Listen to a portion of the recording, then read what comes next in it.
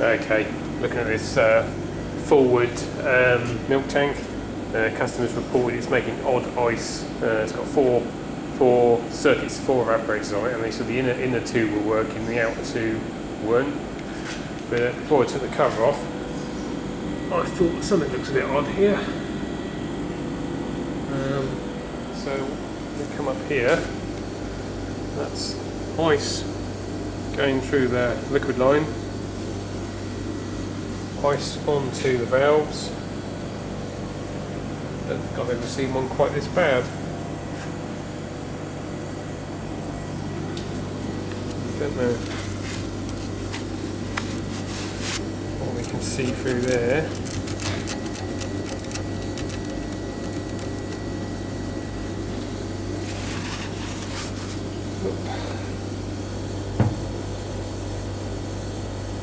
Liquid fairly sort of dribbling through.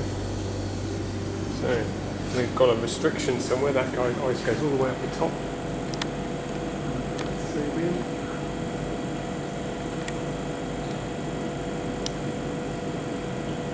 I think we'll go up in the loft and have a look. I expect we've got a block dryer.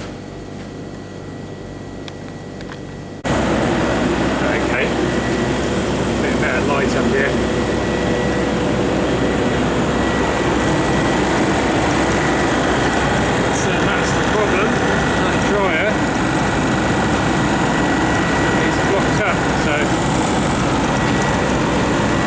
Problems with this system before. This is one quite a few years back. We had the expansion valve filters fill up with like a blackish sort of brown powder. I think we put some fresh oil in it last time because that plug's been resealed without true blue stuff, whatever it's called. So we'd have put some Ester oil in there.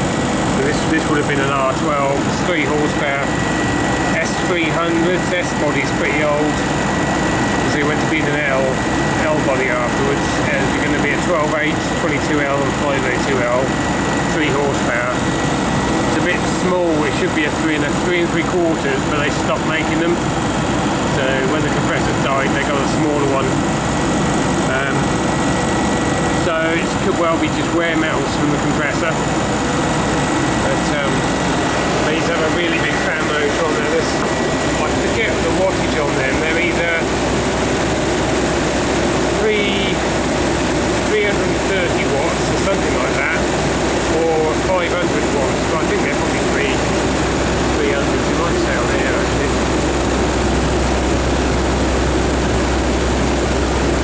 0.5, I think it's just, so maybe it's a 500 watt motor. Anyway, I've not changed one of those for years, probably 20 plus years. Oh well, let's get the gauges on there, get it pumped down, get the dryer changed, let's see what it does.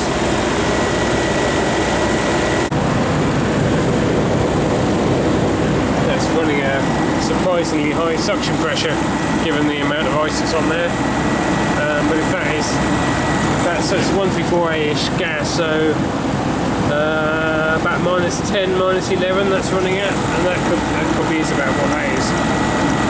It says 413A out there on the which is it's a R12 drop-in, which is basically 134A, and it's got a bit of butane or propane, I think it's butane or something in there just to help with the oil. But we have, I'm pretty sure, previously put synthetic oil in this. When we had the other issue with the dirt, we put fresh oil in there to get, because the oil would have a lot of the dirt in there, I think. So we can probably go ahead and just put 134A in this, and then we'll just check, make sure the side glasses are clear. If there's too much mineral oil in there still, we'll get like a milky looking flow going through the side glass. If that's the case, then we'll have to change the oil. I don't know if we've got enough on the van after that sight glass issue we had the other day.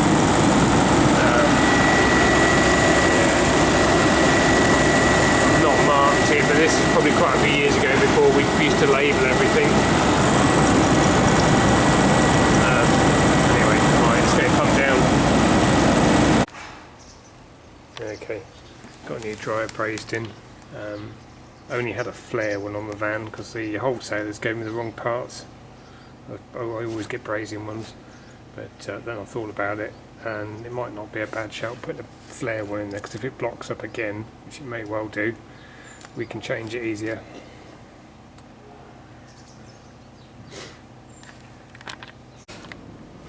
Okay, got a new dryer in there. Just got to go around the joints of the leak stuff.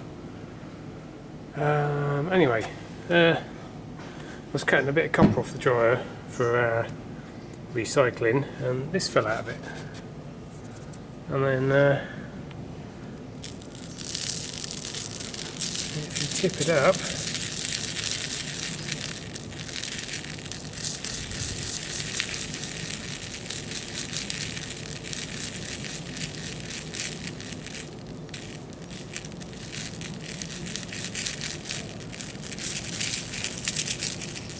I have never seen anything like that. I think that's got to be, there's so much of it, it's got to be the dryer.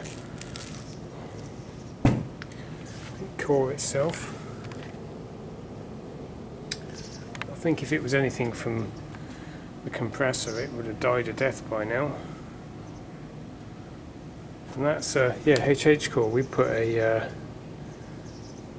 clean-up dryer in there. That's one with the activated charcoal in there to take shit out.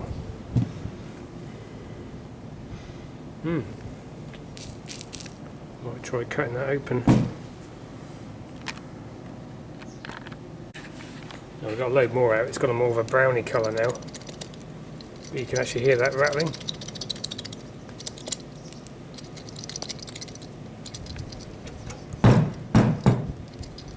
Yeah. Yes, that's quite epic.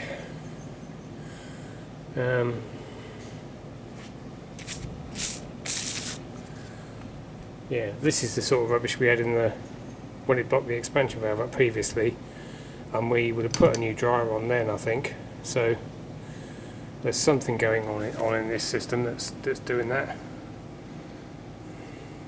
But you'd think if it was acids or anything, it would have eaten through the windings by now, because that thing's 35 plus years old, probably 40. Oh well, anyway, I have to run it up and see how well it works. Okay, it's back and running. Yeah, that was all the dust that come out of it, so there's quite a bit.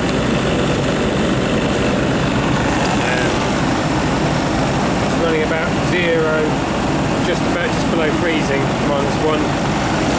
There's not a lot of heat in the liquid line, but like I say, this is a 3 horsepower compressor, and it should have a 3 3/4 horsepower on there, so the condenser's oversized. But saying that, there's not a lot of airflow through there, because well, there was never a lot of airflow through these when they were new. So they've got too many rows in them, I think. And they struggle to pull any air through. These fans always just seem to just bat the air about rather than blow it through. I think that motor is 370 watts, 370 I think, because on the data plate it's got 3.75 for the compressor and 0.5 for the fan, so I think the fan should be about half a horsepower, which I think is roughly about 300, I think the horsepower is 700 and something watts, 750 watts, something like that anyway, by the by. So, it could be short of gas, but I would have thought we'd have a bit more heat in there than that. So I might put the liquid line on there and see what condensing temperature is. Let's say now the weather's cold.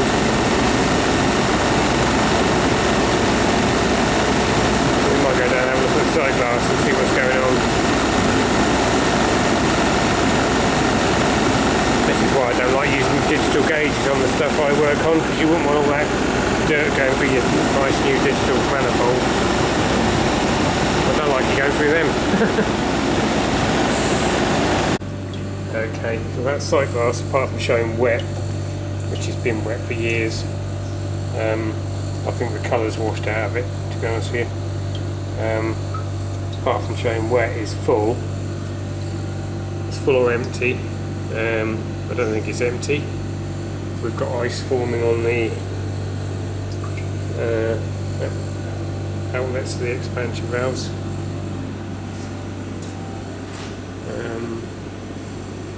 Yeah, it's making ice on that row down there where the sensor is.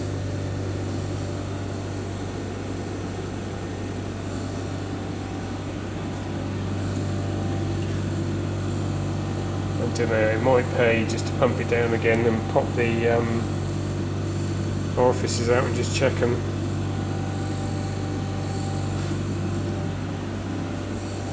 So the frosting on the valves is fairly level, even, you know, it's just starting to ice up from about there. That one's just about on the edge of there. This one's about the same, just a little bit less, and that one's about the same. So they could all be equally restricted, I suppose.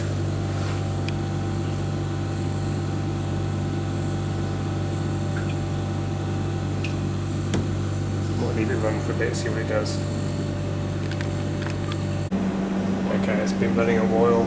It's making ice. It's well, we've melted a bit because we've had to change that water pump. The old one down there was knackered, so we've had to drain the water out to below the level of them pipes, so you can get some warm water on them, so you can bend them. So where we've topped it up, it's melted all the ice that we'd already made, so that was icing all the way across to the end of the coil.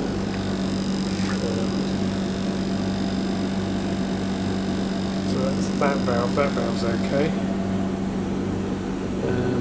I think it's that one. Let's see where the files go. It's got 3 coils across the top, and then a flat coil across the bottom, so there's 4 coils, but you can actually see if you look down, if I zoom in, just about see the ice forming on the pipe on those bends, so that's making ice to the end of that coil. That's making ice to the one before at least, so that one's okay. Those look okay. That one I don't know about yet. That middle one already had a block of ice in there previously, so I think that one might be okay, but I'm not sure about that one. That one might need looking at.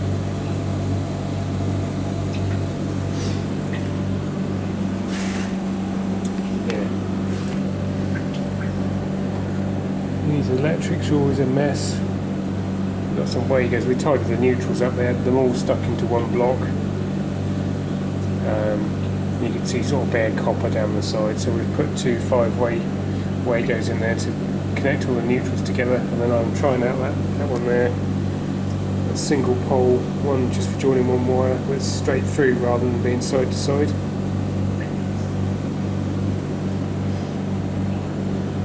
Anyway, we'll get the cover put back on, I think. We'll turn the power off before you put that cover on. Okay, we've put a new orifice in there. The old one felt a bit sticky. It's a bit gummed up. But I've wound that all the way in. It was 2.5 turns, and a tiny bit more in, and then back out to where it was, and it's 4.5 turns out.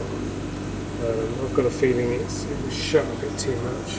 Yeah, look, I can see now it's making ice around that. That's going to be the 1, 2, 3, 4th row over. I did wonder whether it just gummed up. Might have been that. I thought winding the screw in and out might loosen it up a bit. Yeah, that's making ice around that bend. I can see it shining on the pipe.